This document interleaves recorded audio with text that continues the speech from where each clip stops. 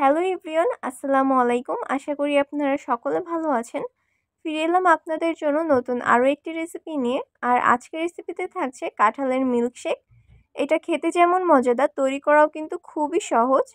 চলুন তাহলে আর কথা না বাড়িয়ে দেখে আসি এটা কিভাবে তৈরি করতে হবে।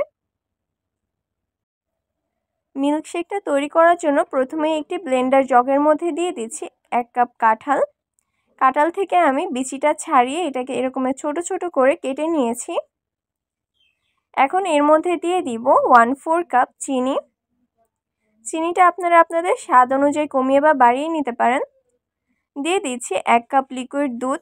দুধটাকে আমি জাল করে ঠান্ডা করে নিয়েছি। আর দিয়ে দিচ্ছি 1 স্কুপ ভ্যানিলা আইসক্রিম। এখন এই সব কিছুকে আমি ভালো করে ব্লেন্ড করে নিব। সব কিছু ভালো করে ব্লেন্ড করে নেওয়া হয়ে গেছে। এখন এটাকে আমি একটা গ্লাসে ঢেলে সার্ভ করে নিচ্ছি।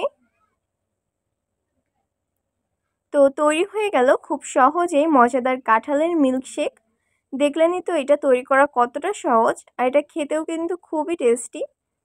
এখন আমি এর উপর দিয়ে আইসক্রিম আর স্প্রিঙ্কেল দিয়ে ডেকোরেশন করে নিচ্ছি। আপনারা আপনাদের মতো ডেকোরেশন করে নেবেন। তো আমার আজকের রেসিপিটি এই পর্যন্তই। সবাই ভালো থাকবেন, সুস্থ থাকবেন এই কামনা করে আজকের মতো এখানেই শেষ করছি। আল্লাহ হাফেজ।